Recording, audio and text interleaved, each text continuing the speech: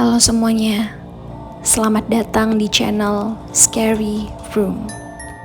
Terima kasih sudah klik video ini. Jangan lupa untuk like, komen, dan share jika kalian suka dengan video ini. Juga support kami dengan cara subscribe dan aktifkan lonceng untuk dapat notif setiap kami update video baru. Bagi yang ingin berbagi pengalaman horor kalian, silahkan kirim cerita kalian ke email yang telah kami taruh di deskripsi. So without any further ado, let's enjoy your horror experience with us. Cerita kali ini adalah sebuah tweet yang ditulis oleh akun Twitter @cerita_setan yang berjudul Petaka Pendakian.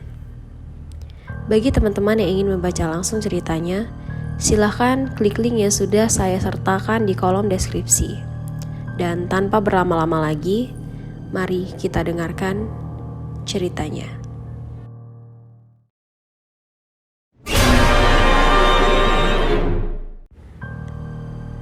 Siang itu, dua orang sahabat sedang berjumpa. Sahabat terbaik semenjak duduk di bangku SMA hingga saat ini.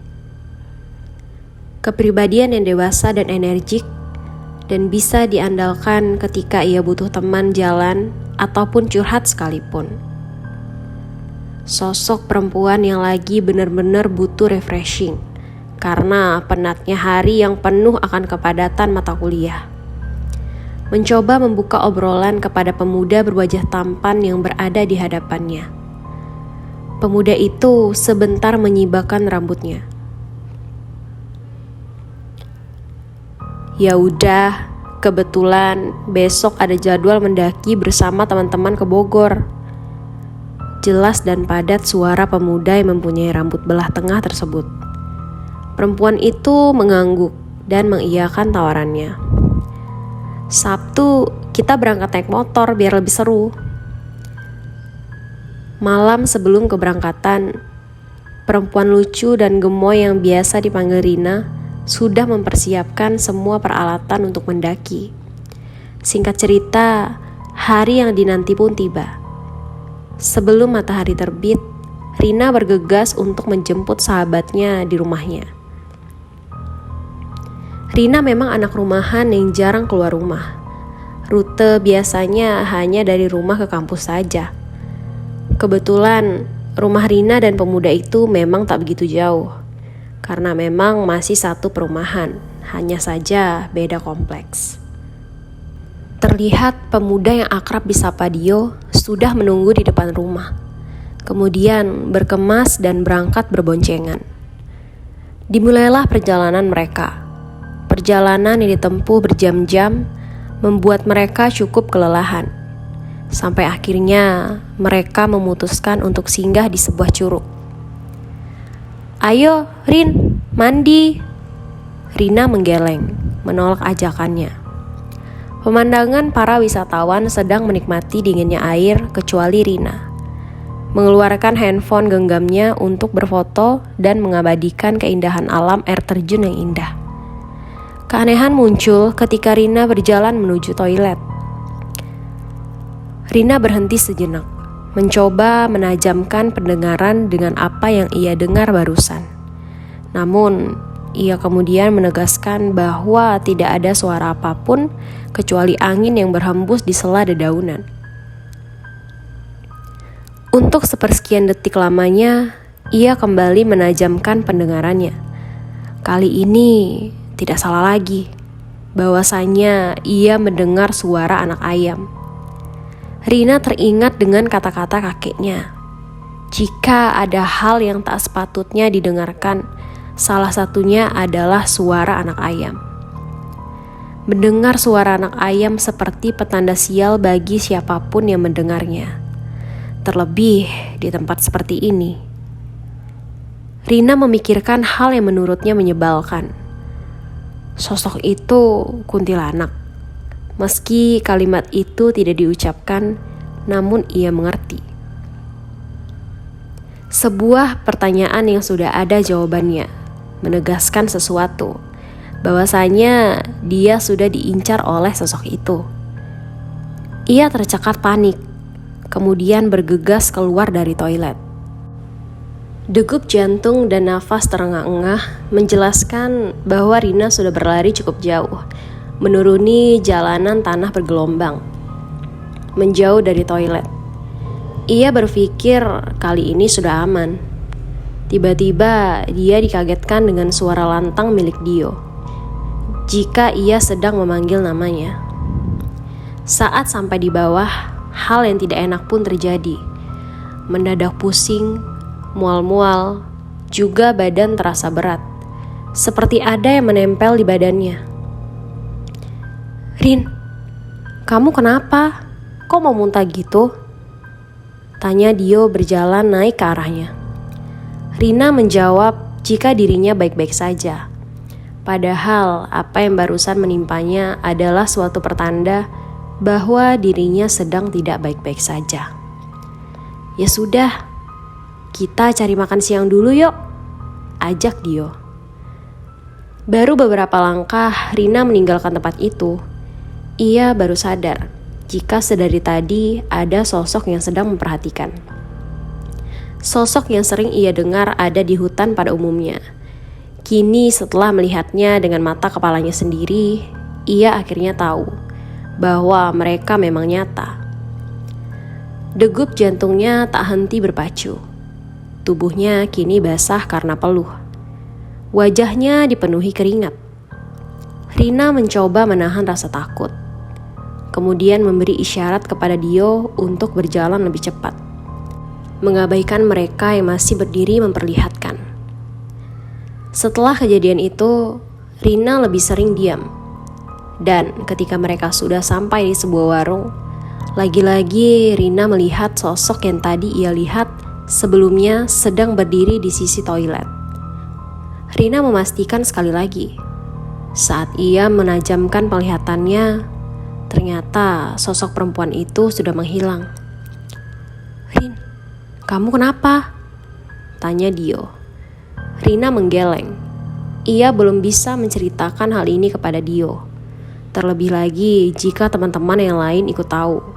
Ia tak mau menggagalkan rencana kali ini. "Kamu kenapa? Makan kok melamun gitu?" ujar Dio sedikit menekan.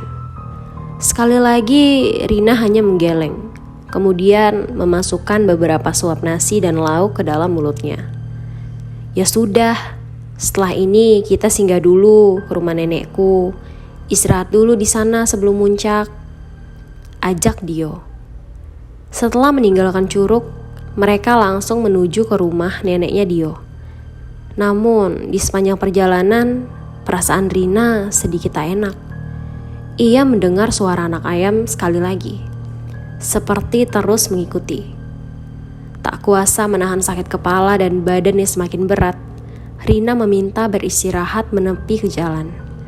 Saat itulah seketika Rina terjatuh pingsan. Tentu saja Dio panik dan mengira Rina sakit. Namun apa yang sedang dialaminya seperti menggendong beban berat yang mengakibatkan kondisi Rina lemas. Tak beberapa lama Rina tersadar. Aroma kayu putih membuatnya berangsur membaik. Mata sayu memandangi sekitar. Terlihat tak begitu jelas. Ternyata Dio dan yang lain sedang mengerubungi dengan muka cemasnya. "Rin, kamu sakit?"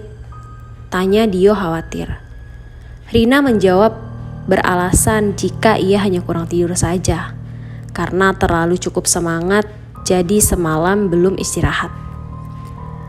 Di sepanjang perjalanan menuju rumah nenek Dio, tak lupa Rina selalu berdoa, hingga suara anak ayam itu menghilang dan merasa baikan. Sekitar 5:30 petang, mereka sudah tiba di rumah nenek Dio. Rina bersyukur jika sore itu mereka bisa sampai tujuan sebelum maghrib tiba.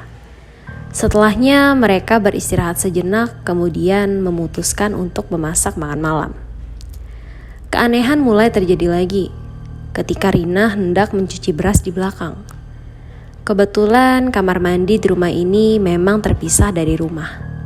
Jadi ia harus berjalan beberapa langkah ke belakang. baru bisa mengambil air untuk dimasak. Rina bisa merasakan hawa yang sangat dingin berhembus, membuat bulu kuduknya berdiri. Terlihat persawahan dan kebun pisang di sebelah kiri. Saat matanya menyisiri batang-batang pisang, di antara pohon itu ada sosok putih yang berdiri dengan muka hitam legam. Sosok terbungkus yang menyerupai guling dengan warna kontras tengah mengawasinya. Terlihat kepalanya pelan-pelan bergerak, lalu melayang ke arahnya. Rina berteriak sekuat tenaga. Dengan cepat, Dio dan beberapa teman lain berlari menghampiri Rina yang tengah duduk, menyembunyikan wajahnya dalam dekapan tangan. "Hei, kenapa Rin?" tanya Dio penasaran. Rina menjelaskan apa yang ia lihat barusan, sembari tangannya menunjuk kebun pisang. "Gak ada apa-apa, Rin." "Kamu," balas Dio yang kemudian dipotong oleh neneknya. "Ajak temanmu masuk, jangan di sini lama-lama." "Iya, Nek, ayo masuk. Sudah, gak ada apa-apa," ucap Dio menenangkan. Sesampainya di dalam, Dio mengingatkan Rina untuk membaca istighfar dan banyak-banyak berdoa. Malam berlanjut, dan kini mereka terpisah. Ruangan wanita di kamar nenek Dio, sedangkan yang laki-laki di kamar sebelah yang ditinggali oleh kakek Dio. "Sudah malam, tidurlah kalian. Jangan keluar rumah malam ini," ucap wanita tua yang tak lain adalah nenek Dio. Malam sudah larut. Rina terlelap dalam tidurnya. Sebelum tiba-tiba ia mencium aroma dari kembang yang sangat wangi. Aromanya asing, tapi rasanya Rina pernah menciumnya. "Tidak salah lagi," katanya dalam hati. "Aroma ini adalah aroma dari melati." Rina pun membuka matanya. Di tengah kegelapan kamar, ia merasakan kalau tidak jauh dari tempatnya sedang berbaring, terlihat seseorang sedang dalam posisi bersimpuh. Sosoknya terlihat tidak begitu jelas, tetapi ia bisa melihatnya kalau sosok itu adalah seorang wanita. Rambut panjang tergerai sampai menyentuh lantai. Posisinya bersimpuh membelakangi Rina. Rina yang masih belum sepenuhnya sadar, tampak terhenyak dari atas tempat tidurnya. Ia memandang pada bagian kepalanya seperti ada sesuatu yang berkilau kekuningan seperti sebuah mahkota. Mengenakan kebaya dengan hiasan selendang di pinggangnya. Yang anehnya, terlihat familiar bagi Rina. Anak itu nampak bingung apakah ia sedang dalam kondisi bermimpi atau sudah terjaga. Selain itu, aroma wangi dari melati nampaknya berasal dari sosok wanita yang ada di hadapannya ini. Rina pun berusaha bangkit dari tempatnya sedang tidur. Tapi tiba-tiba sosok yang masih terlihat samar-samar itu berkata dengan suara yang sangat lembut. Rina bingung, sementara yang lain sudah terlelap dalam tidurnya.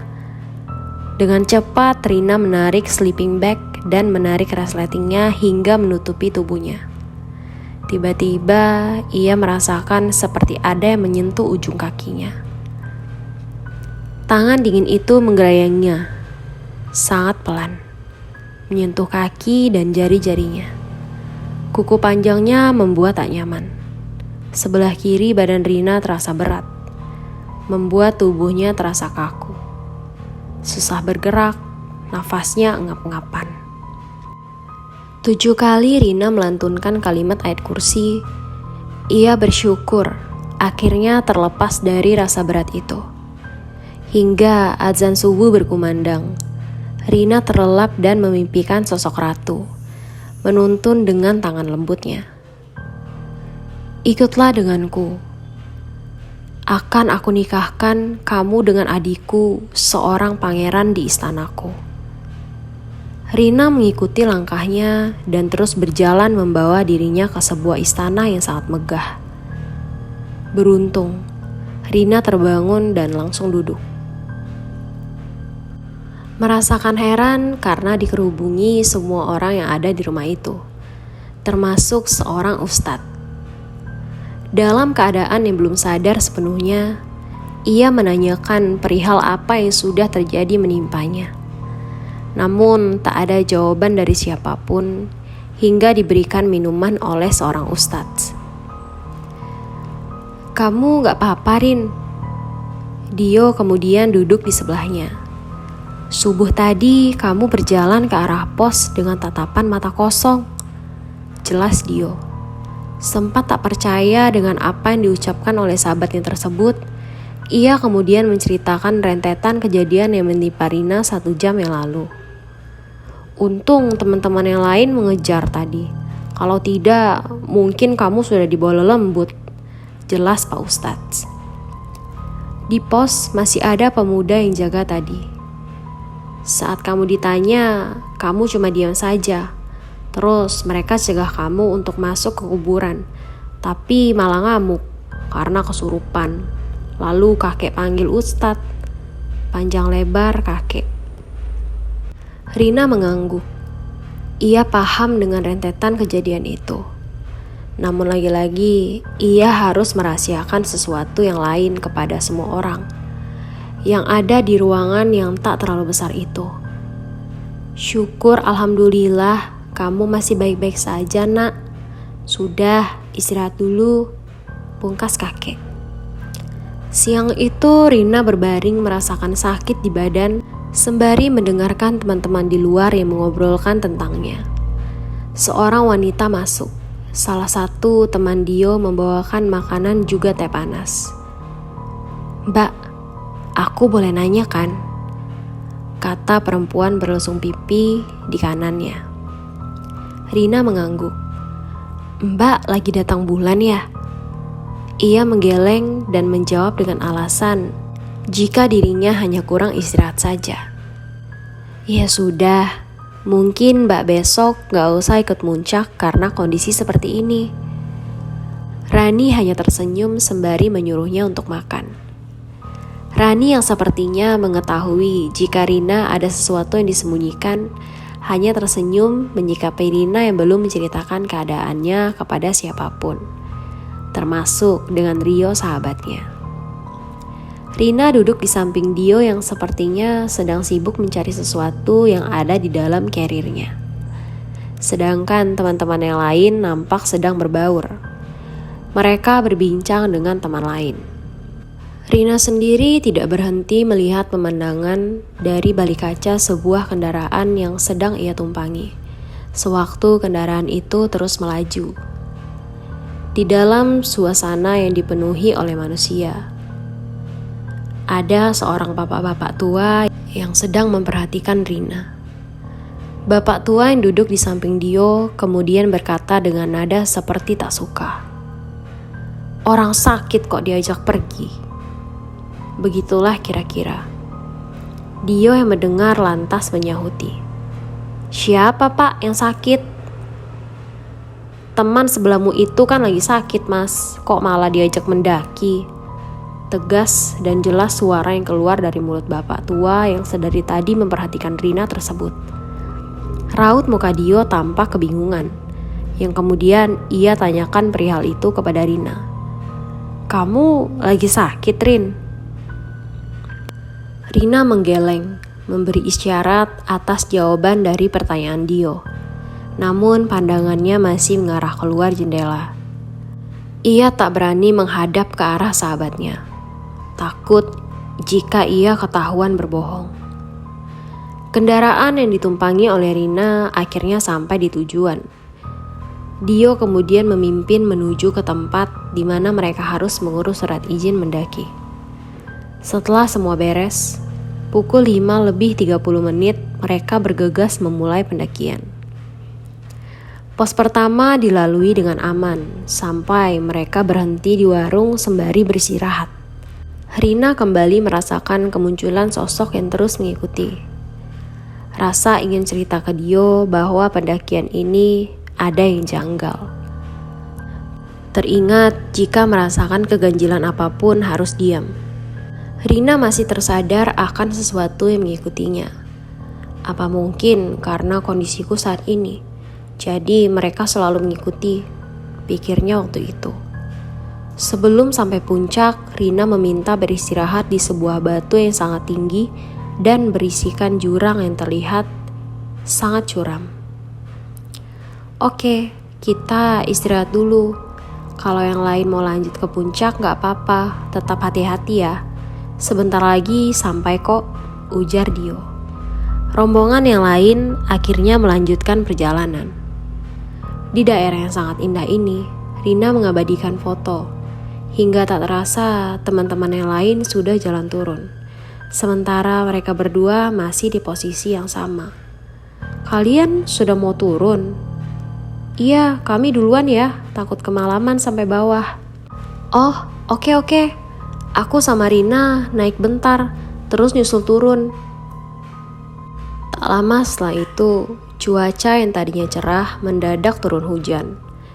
Rina dan Dio berusaha untuk tetap jalan, walaupun keadaan tanah saat itu mulai basah dan licin.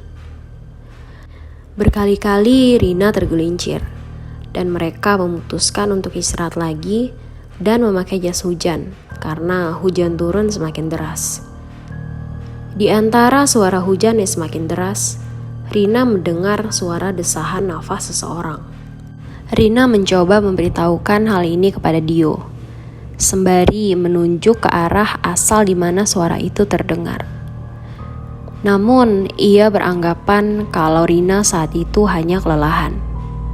Tapi sebenarnya Rina cukup yakin kalau itu adalah suara nafas yang sangat jelas datang dari arah semak-semak di sebelah sana. Tapi karena takut dianggap berlebihan, akhirnya ia kembali mencoba berpikir positif. Ketika hujan mulai mereda, kali ini benar mereka mendengar suara langkah mendekat dan ternyata kelompok lain baru saja tiba di tempat ini. Rin, kayaknya tadi yang kamu dengar suara nafas mereka ya? Dio berbisik pelan. Ia takut para pendaki itu mendengarnya. Rina menjelaskan sekali lagi, jika asal suara itu berasal dari rimbunan semak-semak yang ada di sana.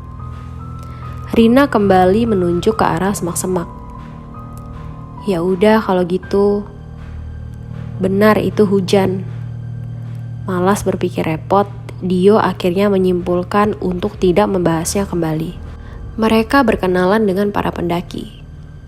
Dan setelah bersalam-salaman, laki-laki yang Rina yakini sebagai pemimpin kelompok yang berisi 6 orang itu bertanya kepada Dio.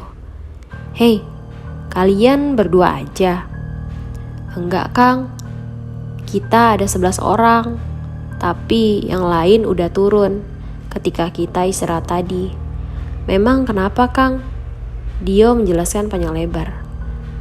Gabung aja sama kita. Kalau mau ke puncak, kita sama-sama aja. Belum lama pemimpin kelompok yang bernama Kang Dadang menawarkan ajakannya. Salah satu anggota membisikkan sesuatu ke Kang Dadang. Walaupun berbisik, tapi samar-samar terdengar ucapan keberatan akan tawarannya. Namun tawaran akan keberatan tersebut ditepis oleh Kang Dadang. Dan akhirnya mereka melanjutkan pendakian setelah hujan telah benar-benar berhenti. Ketika tiba di persimpangan, mereka memilih jalur untuk ke puncak. Dan Rina mulai menghela nafas lebih sering. Bahkan beberapa kali pijakannya terasa goyah. Hal ini disadari oleh yang lain. Kang Dadang sebagai orang yang paling tua kemudian berujar, "Kita istirahat dulu." Mendengar itu, Dio tampak protes. "Tuh kan, udah capek lagi kamu, Rin. Jangan cengeng lah, ayo kita lanjut naik sebelum gelap."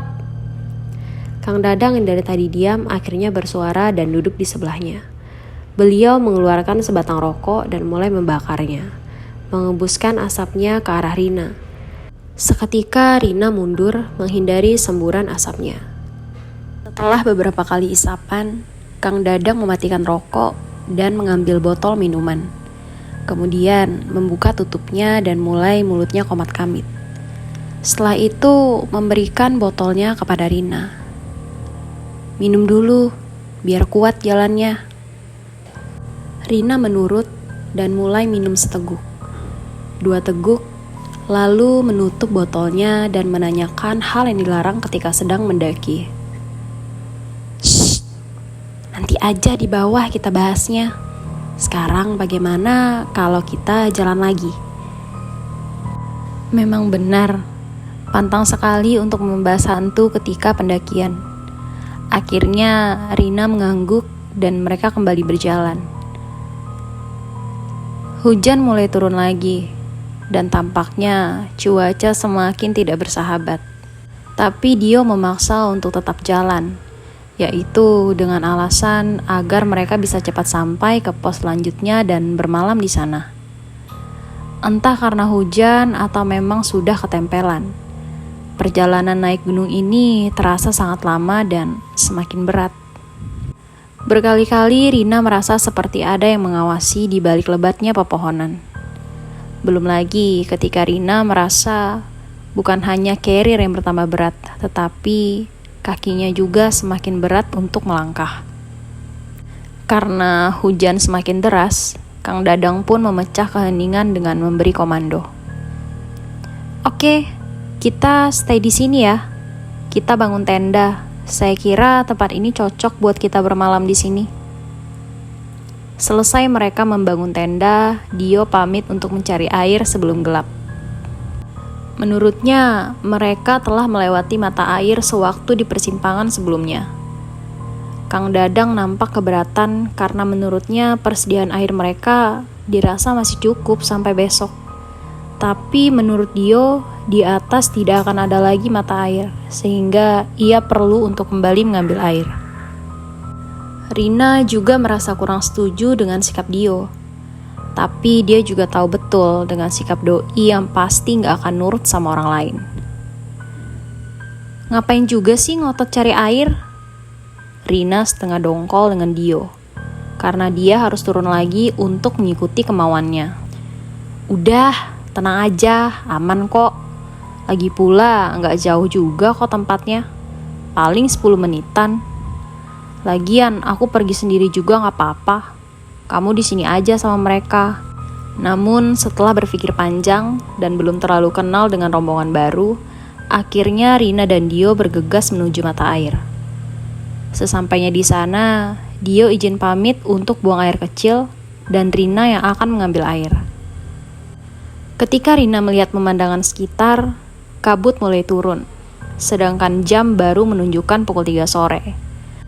Tapi karena suasana yang berkabut, menjadi terasa lebih gelap dari yang seharusnya. Entah kenapa bulu kuduk Rina mulai meremang, apalagi ketika ia mendengar suara alam. Walaupun sayup-sayup jauh terdengar, namun dia merasa mendengar suara geraman dari kejauhan. Saat itulah Rina mulai ketakutan. Daripada memikirkan hal yang tidak-tidak, Rina memutuskan untuk segera mengambil air. Setelah semua botol terisi air penuh, Rina mencuci muka. Ia tiba-tiba merasa ada orang di belakangnya. Sontak Rina menoleh. Dan ternyata ada pendaki lain yang sepertinya ingin mengisi air atau sekedar mencuci muka. Rina bernapas lega. Ternyata pendaki lain bukan sosok yang menyeramkan. Namun ketika Rina mencoba memecah kesunyian dan mencoba mengajak ngobrol pendaki itu menengok dengan cara yang sangat pelan. Anehnya bagian badannya tidak bergeming atau ikut memutar. Hanya kepalanya saja yang kemudian menyeringai melihat Rina dan mulai mengisi botol minumannya dengan air. Saya lagi solo trekking. Nyaris pelan suara yang keluar dari pemuda tersebut, membuat sedikit terjingkat Rina waktu itu. Ya sudah mas, silahkan dilanjut. Saya mau ke teman saya dulu. Baru berapa langkah tercium bau busuk. Perasaan Rina mendadak gak enak. Baru sadar, sepertinya ada yang aneh dengan pendaki itu. Rina menoleh dan benar saja, ternyata pendaki itu sudah menghilang. Gak mungkin. Baru berapa langkah aku pergi, Mas-mas itu sudah hilang dan tidak ada sama sekali suara langkahnya. Buru-buru Rina menyusul Dio. Dio, cepetan. Ayo kita cabut dari sini, cepat. Ngapain sih buru-buru banget? Udah deh, cepetan. Tadi aku ketemu setan. Rina setengah menyeret Dio, lalu menjauh dari tempat itu. Mana mungkin, Rin, ngaco kamu. Udah buruan, ayo kita cabut dari sini. Nyantai aja sih, gak usah buru-buru. Terserah, tapi please cepetan deh kita balik ke tenda. Sumpah perasaanku gak enak banget. Dio hanya terkekeh ngelihat ketakutan Rina. Akhirnya dia menurut dan mereka jalan balik ke tenda. 5-10 menit mereka berjalan, Rina kembali merasa aneh. Kok sudah berjalan cukup jauh, tapi gak sampai-sampai. Belum lagi di sepanjang jalan tadi mencium bau muga melati. Lirih suara Rina sembari melihat sekitar. Ia merasa kalau mereka hanya berputar-putar di tempat itu. Dio, kayaknya kita muter-muter aja dari tadi deh. Aku inget kita udah ngelewatin pohon itu. Rina mencoba menunjuk pohon besar dengan sulur-sulur panjangnya menjuntai. Kocak, semua pohon di hutan ini sama, Rin. Ada-ada aja deh. Paling bentar lagi kita juga sampai kok. Udah, gak usah parno gitu. Kamu percaya aja sama aku. Lagi-lagi Dio merasa selalu benar. Tapi mau bagaimana lagi? Di sini Rina juga baru pertama kali mendaki di gunung ini. Rina pun diam dan terus lanjut berjalan. Rin, kayaknya kamu benar. Kok dari tadi kita muter-muter di tempat ini ya? Dio mulai merasa bingung dengan keadaan saat itu. Karena apa yang dikatakan Rina memang benar. Tapi kita coba aja lewat jalan itu. Aku tahu kok jalannya, sambung Dio. Dibilangin sih gak percaya. Tapi kamu yakin lewat situ ada tembusannya?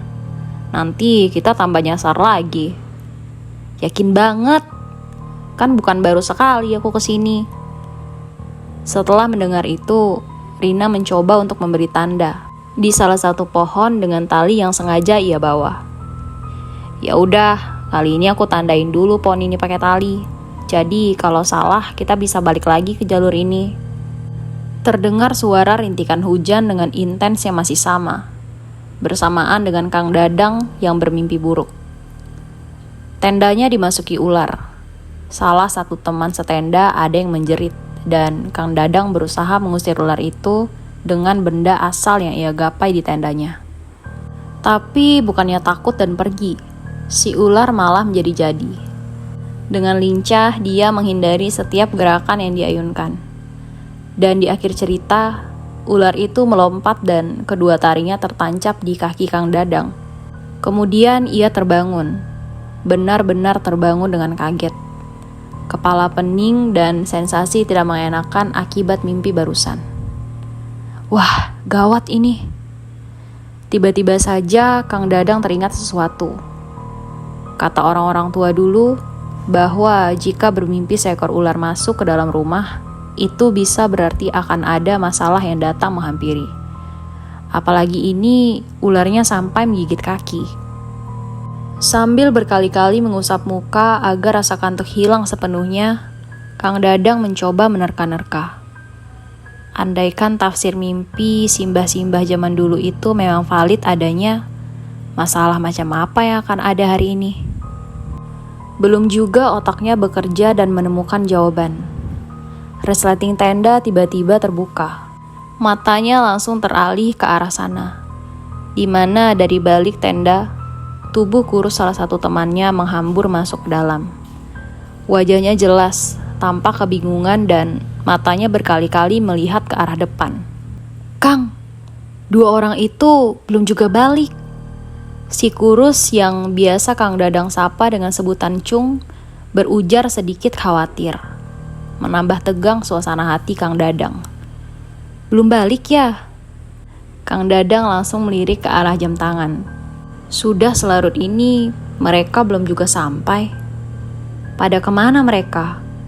Atau jangan-jangan tersesat? atau disesatkan? Dugaan Kang Dadang langsung mengerucut ke permasalahan mistis. Kalau benar yang saat ini dugaan itu benar, kemana mereka harus mencari?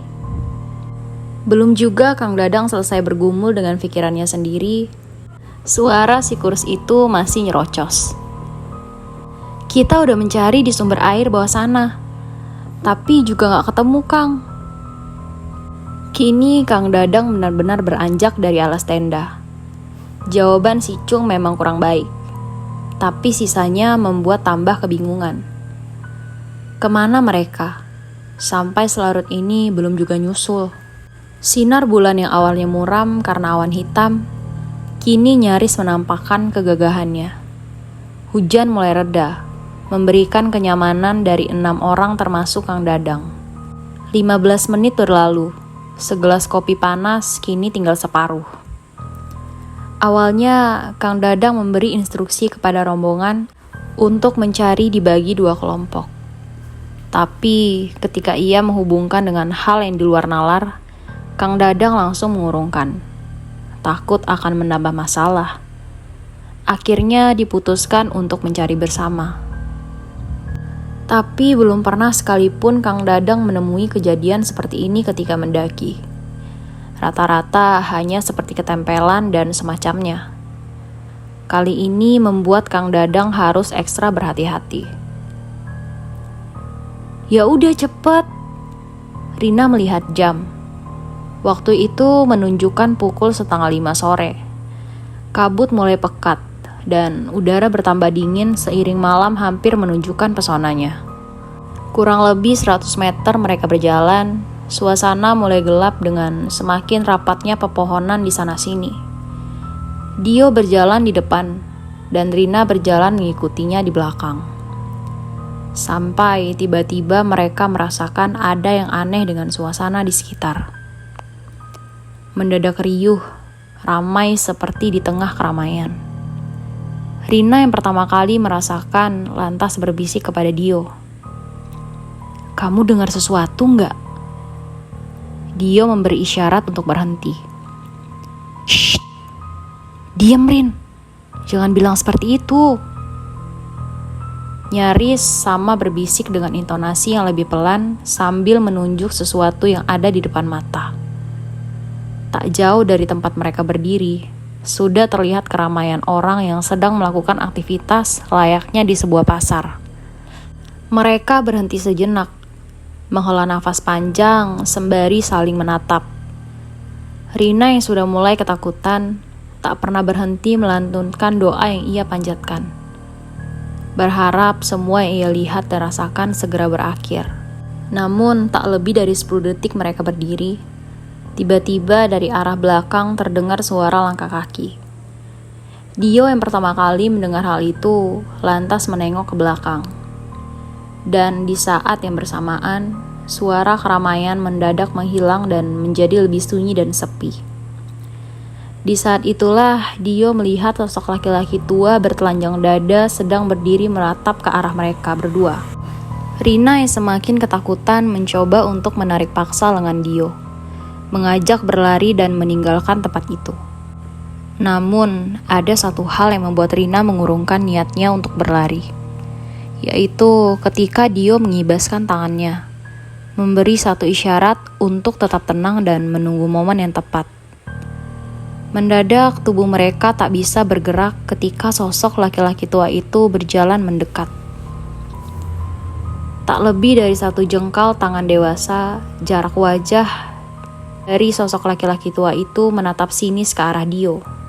Walaupun ia terbiasa akan hal-hal aneh yang menyeramkan, namun untuk kali ini ia sedikit gemetar. Apalagi ketika ia melihat dari jarak yang paling dekat. Mulut Dio terkatup rapat. Keringat mulai mengucur deras membasahi wajahnya. Kala tatapannya beradu dengan bola mata putih rata dari sosok lelaki tua yang berdiri tepat di hadapannya. Dio semakin gemetar kala lelaki tua itu berbicara 2 patah kata sembari mengembuskan asap rokoknya ke wajahnya. Mau kemana? berat suara keluar dari mulut lelaki tua itu. Dio sedikit terhuyung dan mencoba bertahan untuk tidak terjatuh. Rina yang sedari tadi melantunkan doa, berhasil menyadarkan pikirannya dan segera menarik paksa lengan Dio. "Dio, lari!" Terjingkat Dio setelah mendengar teriakan Rina yang baru saja dilontarkan. Tak butuh waktu lama, mereka segera berlari menjauh dari lelaki tua itu dan tempat itu walaupun dengan kondisi kaki gemetar hebat. Lari dan lari. Itulah yang mereka lakukan waktu itu. Mereka berusaha untuk tetap kuat berlari, menjauh dan menjauh. Masih tercium sengak aroma kemenyan, menyesak ketika Dio mengayunkan kakinya untuk kesekian kalinya. Namun, tak sampai di situ saja. Keanehan lain muncul ketika mereka sampai di sebuah percabangan. "Sialan! Ini apa lagi, Rin? Aku belum pernah ketemu percabangan ini," ucap Dio sembari duduk dan meraih rokok di sakunya. "Ya mana aku tahu.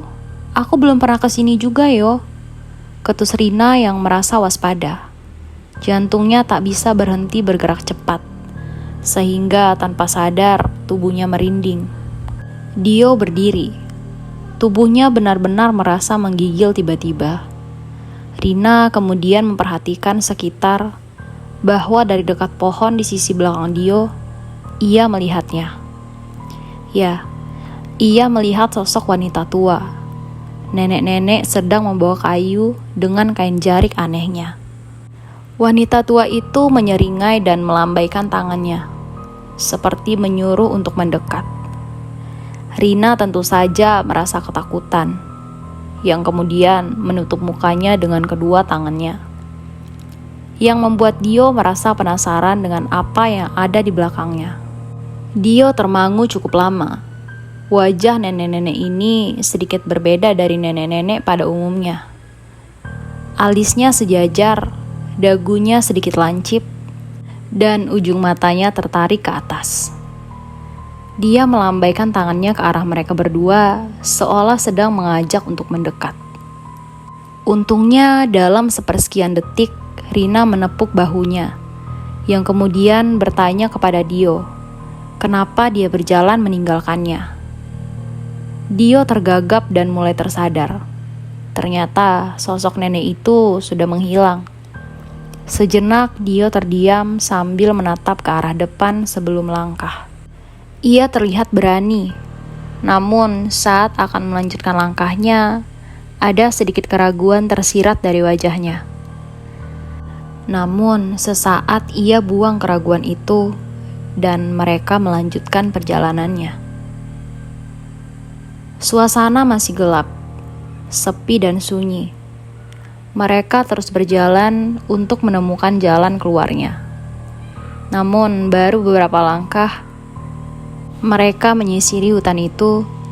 Tiba-tiba mereka melihat wanita tua yang sebelumnya dilihat. Nenek itu berkata, "Ikut Simbah, Nduk.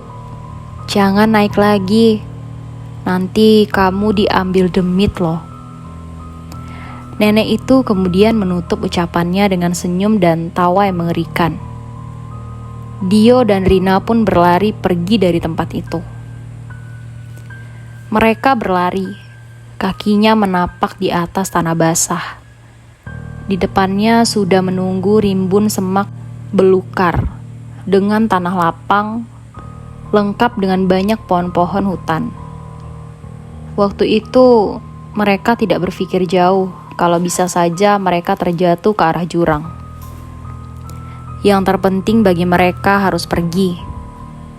Dio begitu juga dengan Rina, masih mengingat dengan jelas sosok wanita tua itu, yang membuat mereka memilih berlari saja.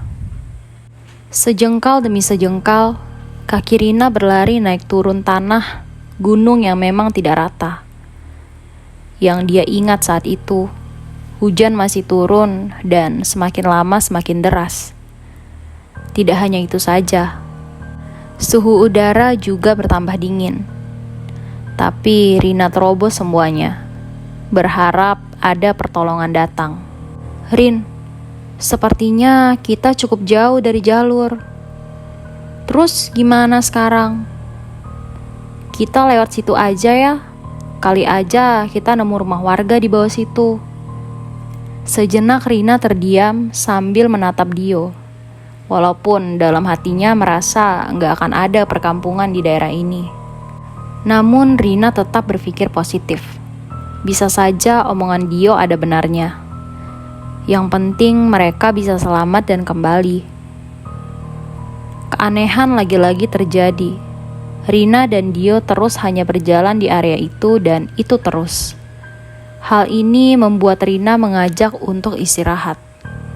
Terlepas dari apa yang mereka alami malam itu, Rina memutuskan pasrah. Sampai terdengar suara langkah kaki menghentak. Sontak Rio dan Rina terjaga. Dio memandang Rina sebentar. Terlihat wajahnya yang mulai ketar-ketir. Untuk memastikan saja, Dio kemudian mengajak Rina untuk mencari di mana asal suara itu. Diikutilah suara ramai itu. Di sanalah mereka melihatnya. Orang-orang berjalan berjejeran seperti anak-anak sedang melakukan kegiatan jurit malam. Seolah ada sesuatu yang sedang mereka kerjakan. Sampai matanya tertuju pada barisan paling depan. Di sanalah Rio dan Rina baru sadar. Beberapa orang sedang membawa keranda mayat. Rina yang sudah sadar keganjilan itu sebenarnya sudah ia rasakan sedari awal masuk ke dalam hutan. Mereka hanya diam sembari memandangi rombongan itu semakin jauh. Hingga akhirnya kehadiran mereka benar-benar lenyap ditelan kegelapan hutan. Di tengah perasaan campur aduk itu, tiba-tiba Dio mendengar suara gamelan. Hal itu yang membuat Dio tidak berani bicara. Karena fokus mendengar alunan gamelan yang dipukul. Tidak hanya itu saja. Ekspresi dari iringan itu tidak satupun menunjukkan wajah sedih. Sebaliknya, wajah-wajah itu menatap kosong. Lalu keranda mayit yang dipinggul pun aneh. Tak ada kain penutup selayaknya keranda mayat pada umumnya, yang membuat isi dalam tempat itu terlihat dengan jelas. Kosong, tak ada mayat di dalamnya. Tak mau berlama-lama dalam ketakutan, mereka melanjutkan perjalanan menembus gelapnya hutan. Berjalan mengikuti rombongan dari belakang, berharap akan menemui perkampungan dan meminta bantuan. Kurang lebih 10 menit dan semakin jauh, rombongan itu sudah lenyap, menyisakan tanda tanya. Bagaimana bisa mereka berjalan santai di medan yang naik turun seperti ini? Hampir putus asa, tapi Dio dan Rina mencoba untuk menyusuri jalanan lagi, untuk menemukan bantuan. Mereka berharap segera selesai dan keluar dari area belantara ini. Rupanya ketika mereka terus berjalan, Dio kaget saat di hadapannya ada sosok nenek-nenek tua. Di punggungnya ia memanggul kayu bakar. Ketika Dio memperhatikan nenek itu, sepertinya itu berbeda dengan nenek yang sebelumnya mereka temui. Saat itulah baru diketahui bahwa nenek itu adalah warga lokal yang tinggal di desa tak jauh dari tempat mereka berada. Rina sempat tak percaya jika di tengah-tengah hutan seperti ini ada desa yang tersembunyi. Namun, apa daya baginya? Hanya nenek itulah satu-satunya orang yang bisa dimintai bantuan. Nenek itu lalu menawarkan tempat persinggahan, sekaligus memberitahukan bila apa yang terjadi pada mereka adalah akibat jin penghuni hutan ini. Ragu dan khawatir awalnya, ketika nenek yang dipanggil Mbah Nah itu menawarkan Dio dan Rina untuk mengikutinya ke desa tempat tinggalnya. Tapi karena keadaan saat itu benar-benar terpaksa, mereka akhirnya setuju. Selama perjalanan, nenek bercerita banyak hal. Salah satunya mengatakan permisi kalau mau memasuki hutan dimanapun. mereka tidak terlihat belum tentu tidak ada. Meskipun hanya sekedar izin dengan suara berbisik, mereka bisa mendengar. Benar rupanya, di depan terlihat sebuah desa. Namun, desa ini tidak terlalu besar. Rumah-rumah masih menggunakan anyaman bambu. Berbeda sekali dengan kebanyakan rumah di zaman sekarang.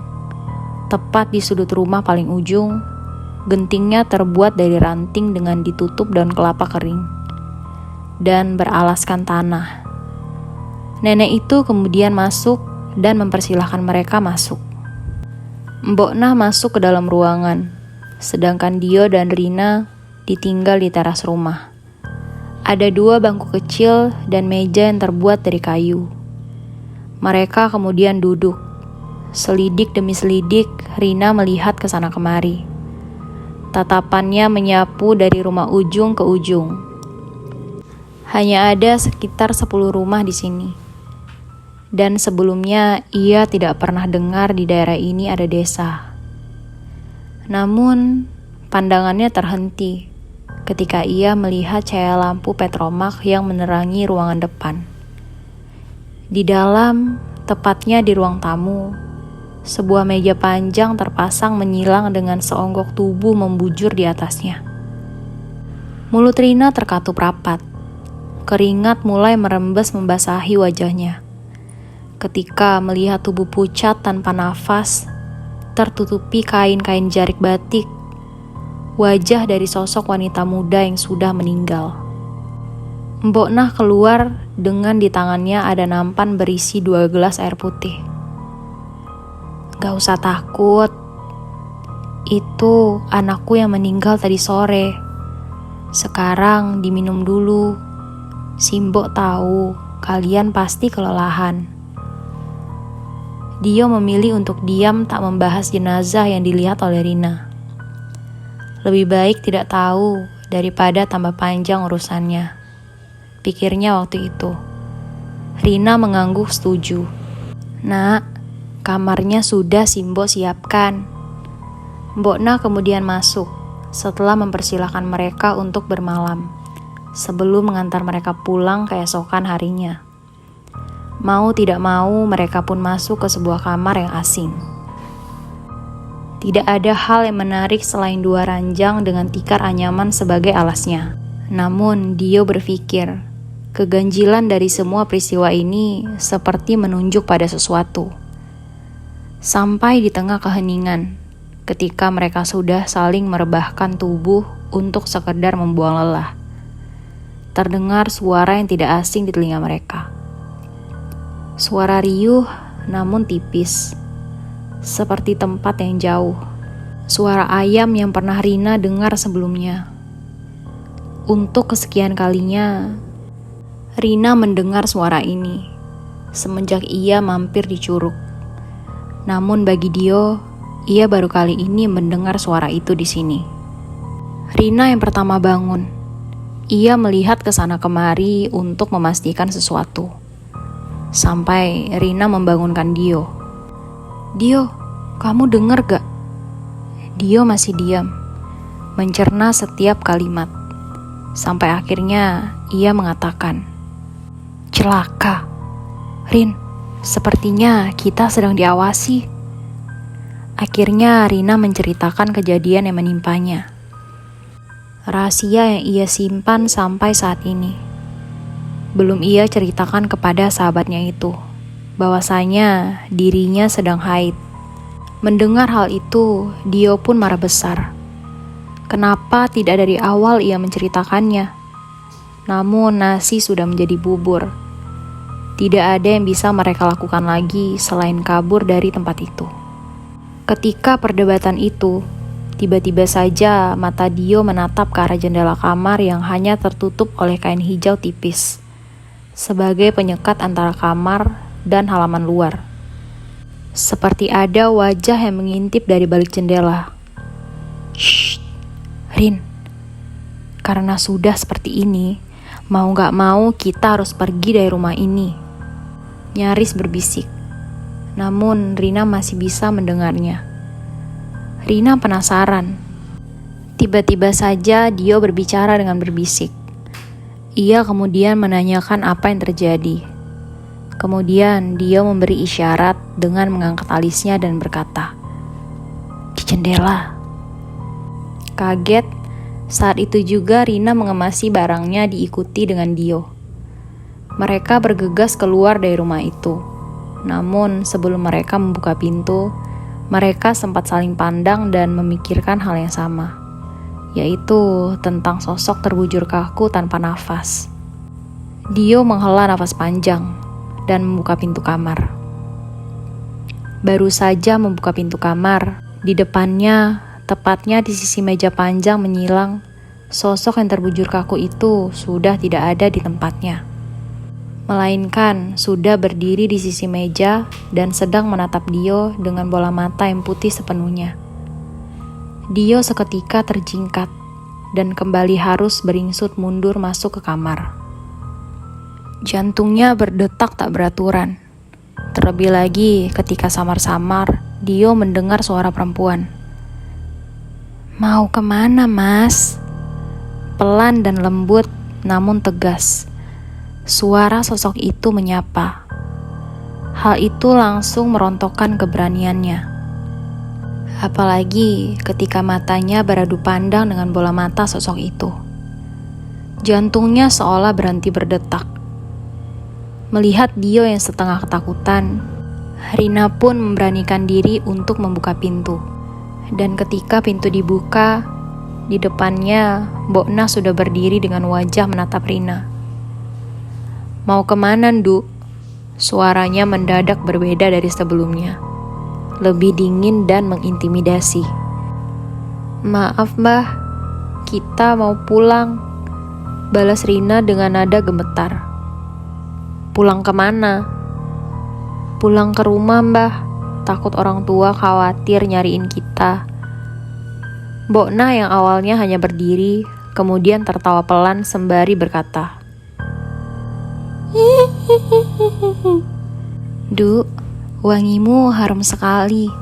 Di sini aja ya sama Simbo ya." Mendengar hal itu, Dio pun tersadar jika apa yang dimaksud Mbokna, wangi itu adalah darah haid dari Rina. "Maaf, Mbok, gak ada yang boleh tinggal di sini. Kita mau pamit pulang dulu. Terima kasih atas tumpangannya." Tegas dan jelas kali ini Dio berkata, walaupun hanya dengan secuil nyalinya. "Hihihihi, dasar anak tidak tahu diri. Kalian itu sudah ditolong tapi malah gak sopan." Hihihihi. Tatapan matanya lebih sinis dari sebelumnya. Perlahan yang awalnya berdiri, nenek itu lalu membungkuk sembari menatap mereka dengan senyum paling menyeramkan. Saat itulah senyuman buruk rupa menjelma menjadi suara tawa melengking yang membuat Dio dan Rina menggigil karena ngeri. Bulu kuduk mereka berdiri, dada berdetak tanpa henti. "Kalian gak bisa pulang," kata Simbo dengan langkah mendekati Rina yang beringsut mundur. "Kalian sudah mengotori tempat ini, terutama kamu, Nduk. Jadi gak bakal bisa balik lagi. Hihihihi. Sudah, nurut saja sama Simbo daripada celaka." Di tengah ketakutan itu, Rina hanya bisa menjerit ketakutan. Sedangkan Dio sudah melantunkan doa, meminta agar siapapun bisa menolongnya. Saat itulah tercium bebauan aroma bunga semboja. Ia ingat betul dengan perkataan bapaknya. Jika dalam kondisi yang mendesak dan mencium bau bunga semboja, maka ikuti bebauan itu. Maka kamu akan diarahkan untuk keluar dari kondisi itu. Tapi jika kamu mencium bau bangkai, maka diamlah dan berdoa. "Rin, lewat jendela!" teriak Dio. Mereka bergegas lari dan melompat jendela kamar. Namun suara lengkingan tawa terus mengiringi langkah mereka berdua. Yang pertama dilihatnya dari halaman belakang rumah adalah kebun pisang. Aroma semboja masih tercium menyengat. Anehnya hanya Dio saja yang menciumnya. Dan benar saja, semakin mereka berlari mengikuti bebauan itu, langkah mereka perlahan menuju ke sebuah tanah hutan. Mereka berhenti sejenak, mengatur nafas dan sesekali menenggak air minum. Setidaknya memulihkan tenaga yang habis terkuras. Tak lama mereka baru sadar, di tempat mereka berdiri ternyata mereka tidak sendirian. Dari balik pohon banyak sepasang mata mengawasi.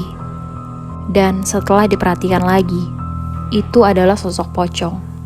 Tidak hanya satu saja, namun hampir ada puluhan. Rina dan Dio diam mematung. Keterkejutannya tidak sampai di situ. Samar-samar mereka mendengar suara. Julie, Julie. Mereka saling pandang. Kamu dengerin? Rina mengangguk, tak mau mengeluarkan sepatah kata pun. Setelah mendengar itu, mereka pun kembali lagi berlari, membiarkan pocong-pocong itu mengikutinya. Yang paling mengerikan lagi ketika pocong itu terbang di atas mereka. Di tengah gelapnya hutan, mereka tak berhenti berlari, mengabaikan sosok itu yang sedang mengikutinya dan mengabaikan jalanan yang tidak rata. Setelah menembus rimbunan semak belukar dan naik turun di tanah menanjak, Dio menunjukkan sebuah gubuk satu-satunya. Gubuk itu pertanda bahwa mereka kembali lagi ke gubuk Mbok Nah. Kamu cari di sebelah sana, aku di sebelah sini. Tegas suara yang keluar dari mulut Kang Dadang, menginstruksikan kepada lelaki yang lebih muda darinya. Malam itu juga, setelah hujan reda, Kang Dadang dan beberapa rombongannya mencari keberadaan Rina dan Dio. Namun belum menemukan hasilnya. Terlihat jelas dari guratan wajahnya memancarkan keyakinan bahwa Rina dan Dio masih hidup dan baik-baik saja. Berkali-kali mereka menyisiri hutan, namun belum menemukan jejak ataupun tanda-tandanya. Sempat pasrah dan ingin minta bantuan. Namun menurut penerawangannya, ia yakin kalau mereka tidak jauh dari sekarang. Kang Dadang berdiri. Kang, lihat! Ada tali di pohon! Teriak Jaka yang sedari tadi bersama sambil menunjukkan satu pohon besar di mana salah satu rantingnya ada tali menyimpul. Mereka segera bergegas mendekat ke arah pohon tersebut. Tidak salah lagi kalau ini milik Rina atau Dio. Karena dari jalur ini mereka pasti tersesat setelah mengambil air yang tidak jauh dari tempat itu. Kembali Kang Dadang menginstruksikan beberapa rombongannya untuk mencari di area sekitar. Dan Kang Dadang mencoba untuk bermeditasi, mencari keberadaan Rina dan Dio dalam dimensi lain. Sampai terdengar sebuah suara tabuhan gamelan, membuat Kang Dadang tercekat seketika. Menandakan sebuah salam kedatangan dari sosok yang belum tahu siapa pemiliknya. Tak jauh dari tempat Kang Dadang bersila, muncul sosok lelaki tua dari balik rimbun pepohonan. Ia berjalan mendekat. Ada apa anakku? Ucap sosok lelaki tua. Sebelumnya saya minta maaf mbah. Saya mau minta bantuan. Pinta Kang Dadang kepada sosok lelaki tua di hadapannya. Sebentar lelaki tua itu terpejam dan mengangguk. Mereka ada di sana nak. Jawabnya sembari menunjuk ke arah rimbunan pohon. Tapi hati-hati nak, kamu harus waspada dengan yang namanya Mbok Nah. Mbok Nah? Iya, Mbok Nah. Salah satu penunggu hutan ini. Kamu tahu alasannya kenapa teman-temanmu gak bisa keluar dari dimensi ini? Itu karena teman wanitamu sedang haid. Bangsaku sengaja menyesatkan mereka karena darah si wanita itu mengundang hasrat.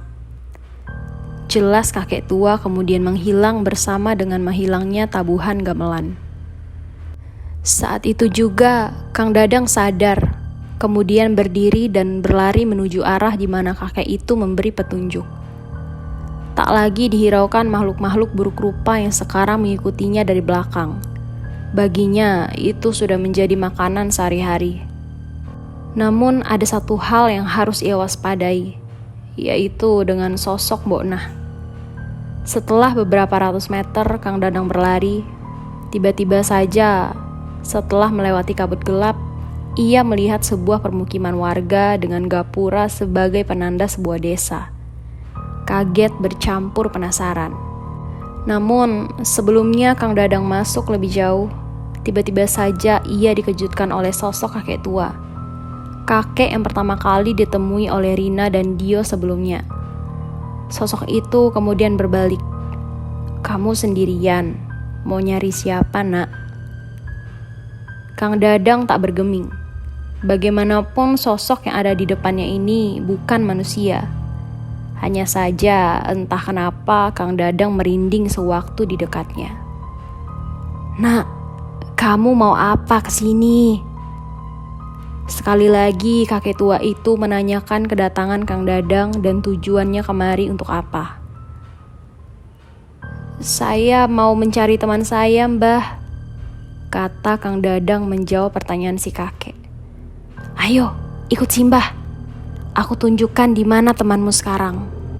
Kang Dadang menurut. Dia berjalan di belakang si kakek. Aroma tubuhnya wangi Kamboja. Tapi anehnya, semakin dekat jarak Kang Dadang dengan si kakek, aroma Kamboja semakin kuat. Di hadapan Kang Dadang kini terbelentang sebuah hutan yang dipenuhi deretan pohon-pohon raksasa yang nyaris semuanya lebat. Hanya ada beberapa ruang untuk sinar bulan menyinari jalan gelap malam itu. Dahan-dahannya meliuk, menyeramkan, seakan tampak seperti figur ratusan manusia raksasa sedang menari.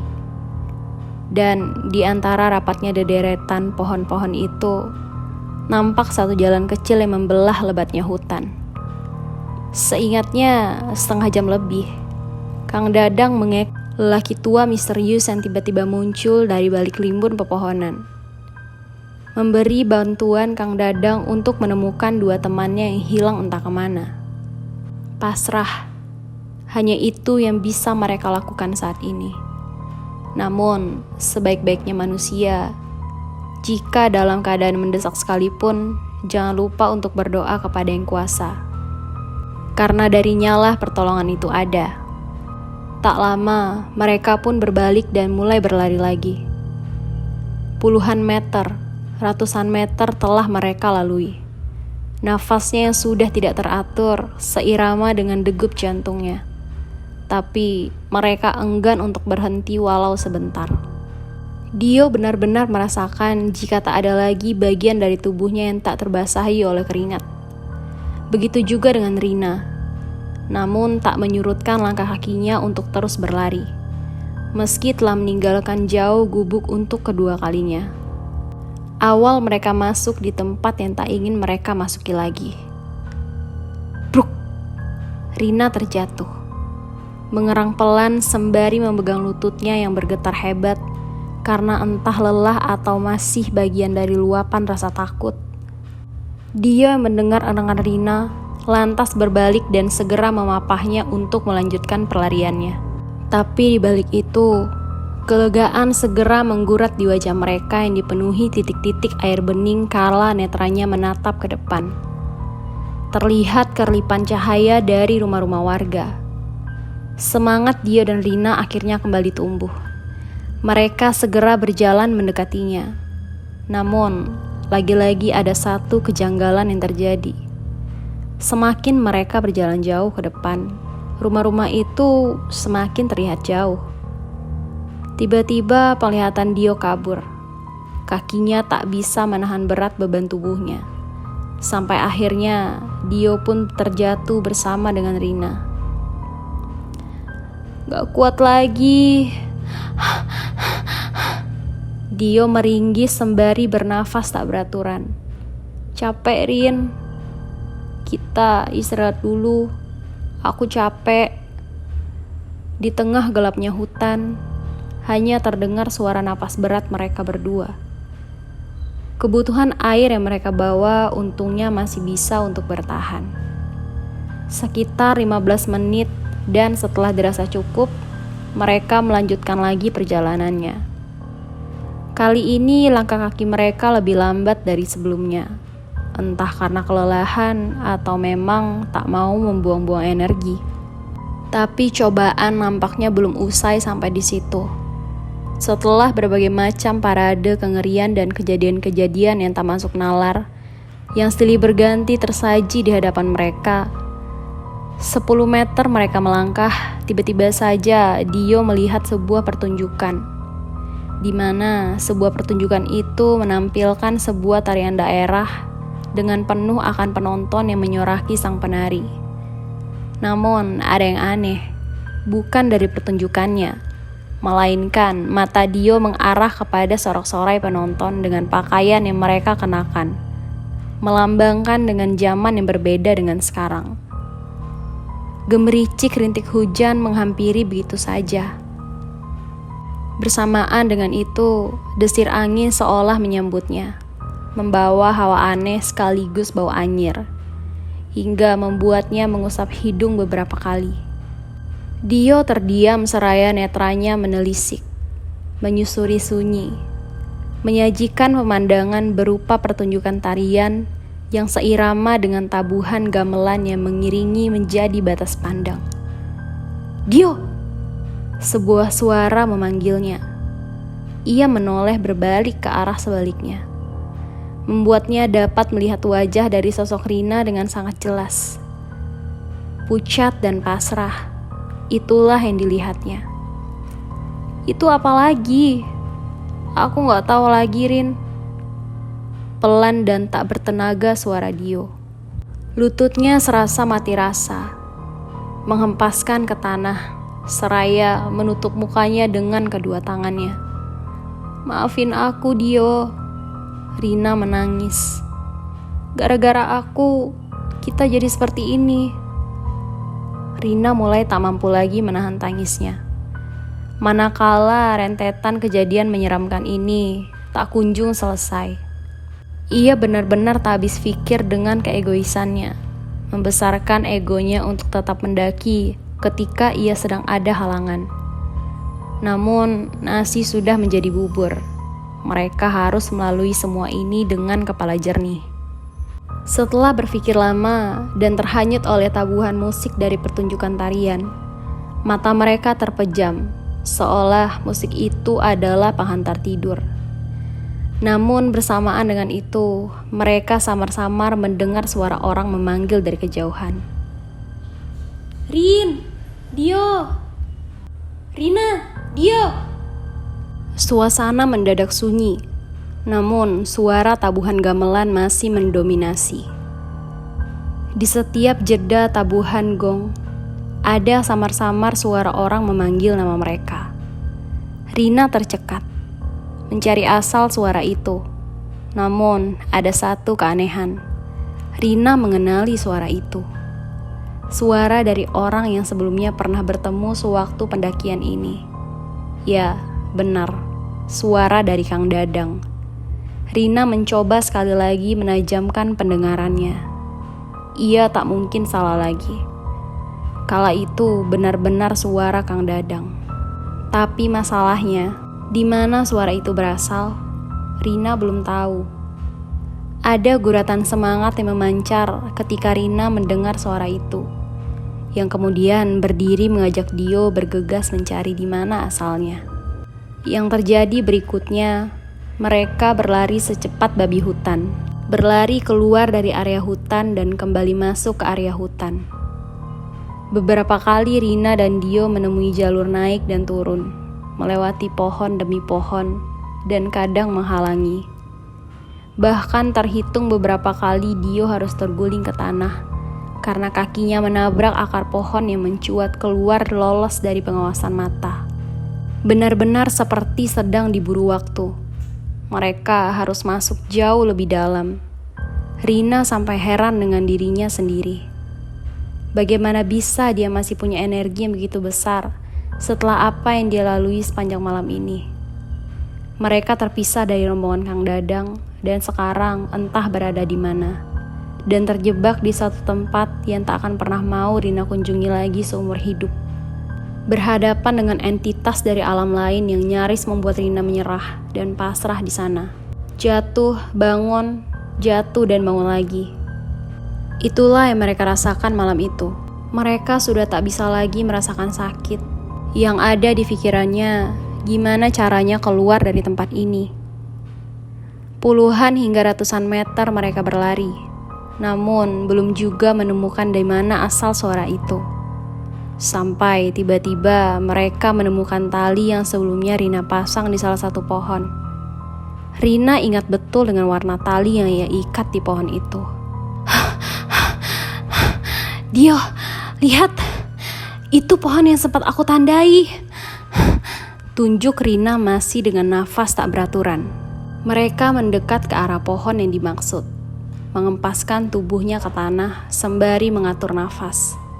Suara nafas yang saling bersahutan menandakan kelelahan. Ketika mata mereka terpejam, sembari merasakan rintihan suara binatang malam, tiba-tiba ada suara kaki berjalan. Tidak hanya satu, melainkan ada beberapa. Membuat mereka terkesiap. Dilihatnya ada beberapa sosok, namun anehnya dari beberapa sosok pendaki itu berjalan pelan dengan raut muka pucat pasi. Bajunya compang-camping, ada yang telanjang dada, ada juga yang memakai pakaian selayaknya bukan di zaman sekarang. Semakin kalut mereka saat itu. Apakah mereka sudah di dunia nyata atau masih berada di dunia mereka? Tidak ada yang tahu. Rina hampir gila, menjerit kesetanan dan menangis sejadi-jadinya. Namun Dio tetap menenangkan, meyakini dirinya untuk tetap bertahan dan berdoa kepada Yang Kuasa. Hingga seberkas harapan yang tak diduga-duga kembali muncul. Seberkas harapan yang dibawa lelaki tua tak dikenal yang ada di depan Kang Dadang sekarang. Lelaki tua bertelanjang dada memakai ikat kepala hitam yang berjalan tenang dengan penuh keyakinan. Tampak sekali bahwa dia benar-benar menguasai medan. Dia tahu hutan ini, dan yang jelas dia tahu hutan misterius itu. Sampai tiba-tiba, si lelaki tua menghentikan langkahnya secara mendadak. Kang Dadang yang tepat ada di belakang, bahkan nyaris sampai menabraknya. Apalagi lelaki tua itu kini tampak berlutut, meletakkan satu lututnya di atas tanah. Tanpa buang waktu, ia langsung maju mendekat ke arah lelaki tua itu untuk menanyakan sebuah pertanyaan.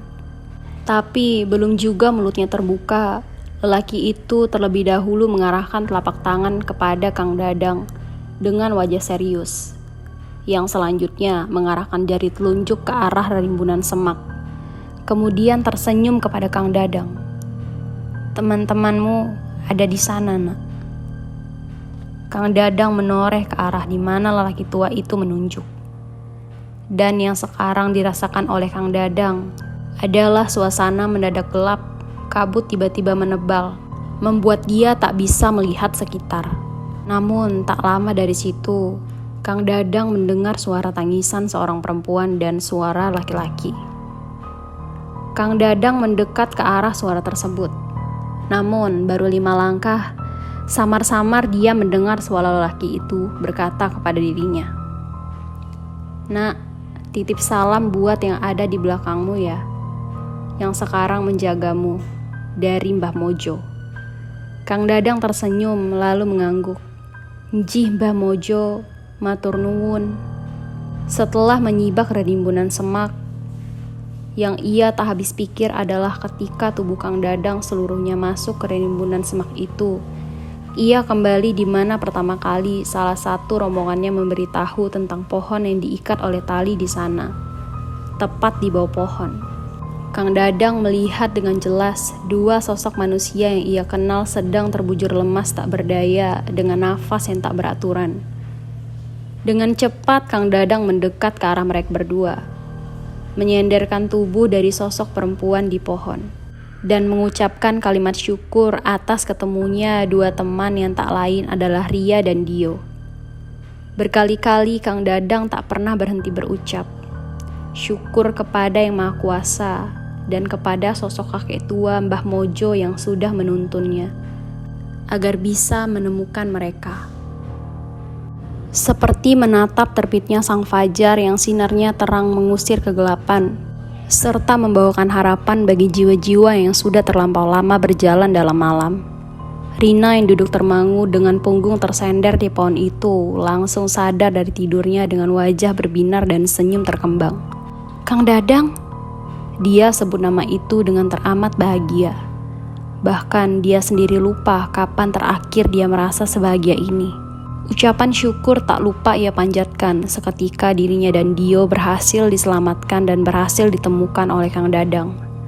Sosok lelaki itu sekarang ada di hadapannya dengan tubuh berbandingkan keringat dan wajah lusuh memucat, nampak kelelahan dan sedemikian hebat. Tampak rombongan dari Kang Dadang di belakang yang juga tak kalah berantakan. Tapi di akhir cerita semuanya selamat. Semuanya baik-baik saja. Dan terlebih misi penyelamatan ini telah berakhir. Semuanya terasa lebih dari cukup untuk Kang Dadang. Tanpa membuang waktu, dia dan rombongan kemudian memapah Rina dan Dio untuk turun meninggalkan hutan ini. Tanpa halangan berarti, mereka akhirnya bisa keluar dari hutan ini, tanpa ada yang tertinggal satu barang pun. Awalnya Rina dan Dio ingin pulang sendiri, namun melihat mereka terlalu berantakan, akhirnya Kang Dadang memaksa untuk bareng dengan kendaraannya. Meninggalkan gunung es dan pengalaman mistisnya jauh di belakang sana. Sedangkan di ufuk timur, matahari perlahan tampak bangun dari tidurnya dengan malu-malu. Mobil datang semenit kemudian. Dengan penuh keyakinan, Rina menapaki jalanan tanah ini. Dan di saat tubuhnya masuk ke dalam mobil, dia menyadari bahwa kisahnya dengan gunung ini telah selesai. Sudah cukup semua kenangan buruk yang didapatinya di tempat ini. Roda-roda mobil perlahan mulai berputar ke depan, berhasil menembus jalanan menurun, dan akhirnya bertemu dengan jalan aspal yang lebar dan halus, membawa mereka semua meninggalkan gunung es.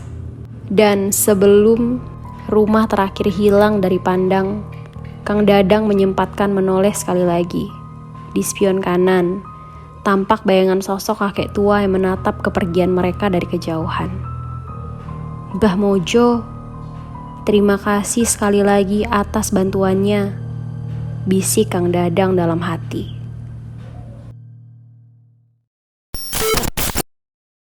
Demikian cerita kali ini. Bagi yang baru bergabung, jangan lupa untuk like, comment, share, dan subscribe channel kami. Dan aktifkan lonceng agar kalian dapat notif saat kami upload video baru. Untuk kalian yang ingin berbagi cerita, silahkan kirimkan ke email kami yang ada di deskripsi. And see you on my next video.